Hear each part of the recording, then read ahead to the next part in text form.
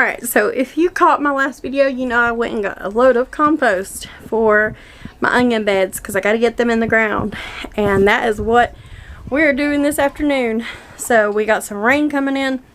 We want to get them in before it rains. The frost is finally over, and I think we're in the clear. So I'm going to show you a little glimpse of what I got going on in the greenhouse, and then we're going to go and get those onions planted.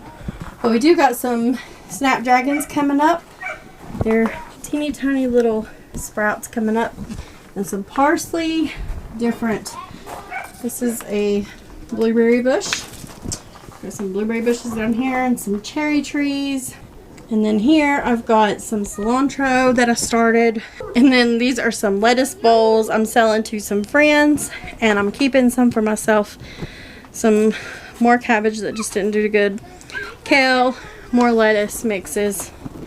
Some flowers I bought on clearance at Lowe's. And then over here we have all of our peppers and tomatoes and basil and all that we got going on. And I do some, my girls did some zinnias and some chives and some straw flowers. We've got some dill and some sage and some more zinnias and watermelon. Lots of tomatoes, lots of peppers. I'm keeping this heater on them, and they're on a heat mat. We've had a really couple nights of some hard freezes, but lots of different peppers we're growing this year. Some more peppers and basil and Tulsi basil back there. So pretty much the same as we normally do. I just didn't grow quite as much this year because I didn't want to waste. I started a lot last year so I could sell them. And this year I decided to pre-sell. So I have some that I'm starting for other people. We also are going to widen the spaces between our tomatoes. We're going to companion plant. There comes my fan on. We're going to companion plant. We're going to plant basil or marigolds in between our tomatoes. So that's the plan with that. Now let's go and get these onions done. Alright, so don't mind this. This is what our overflow water drains into, so it'll drain off over there. But you can see how these beds are eroded a lot of the soil in them, which they weren't built up super big, but they definitely needed more. So you can see how these are full now. So, and also I feel like our because we had just done like topsoil that we had here, they lacked some nutrients, so this compost, the dogs are all barking at the puppy. So the compost will hopefully help them grow bigger and a lot better this year. So it's still growing? Yeah, so this is an onion. We found a couple that had, I guess they had decided to come up later. So no, it's been there for a couple of days. Oh yeah, it's been there for a while, but I'm saying when we harvested onions last year, we didn't see it. Mama, and then as the weeds took over, a couple onions survived. So that's a purple onion staying there. Alright, so a little tip that I saw on Facebook, and I didn't think I would remember when I come time to plant onions, was to get a muffin tin. Josh started the hot pressure washer, but to get a muffin tin and lay it out, and that will have your onions perfectly spaced.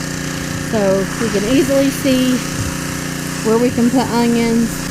So we're going to give it a try and see how we like it. Okay, so we did these with the muffin pan. Decided it was not going to work, so we started doing these. I think they're just a little too close together for these big yellow onions that I'm planting. These are like Texas super sweets, so I think they're just a little too close together for those types of onions. So I'm just using this little tool I got and putting the holes in their Riley's sticking them in, and Clayton is covering them up. So we're just gonna, we've almost got one bunch done. We got 3 bunches total.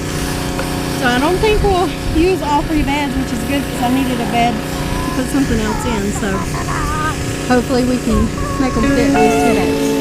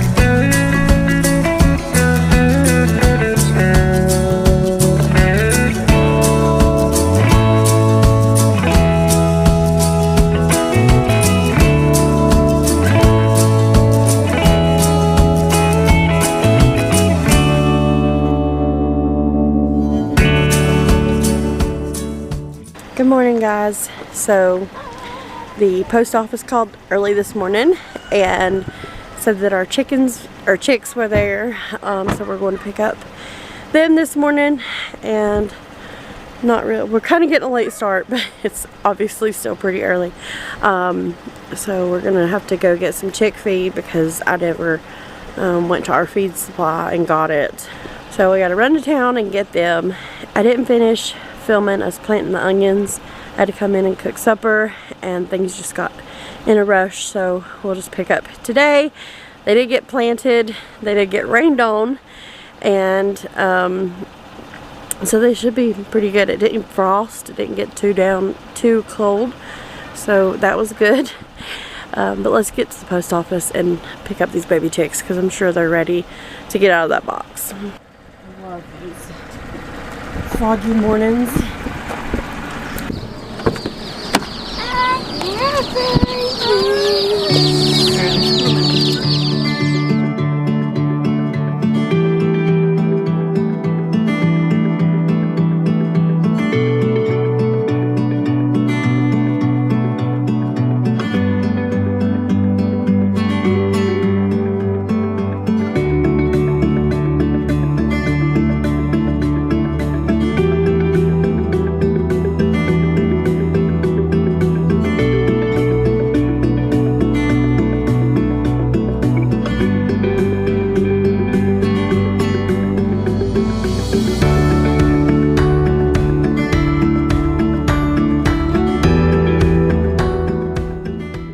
We got the chicks all settled, and I don't really like that setup because they're exposed to like the elements. So if we get wind or rain, that front piece we always have to cover.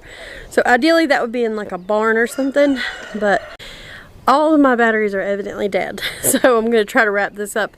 But we got the chicks settled and that's all good.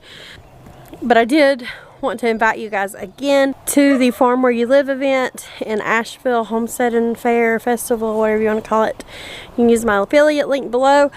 I will be speaking on homeschooling, but there's lots of other speakers there like Joel Salatin, Jill Reagan, Billy Bonds, lots of good people, Justin Rhodes. So definitely, if you're in the area, come check it out, come see me. I'd love to meet you in person. And we'll see you next time. I'm gonna go and help her get these chicks covered and charge my batteries. So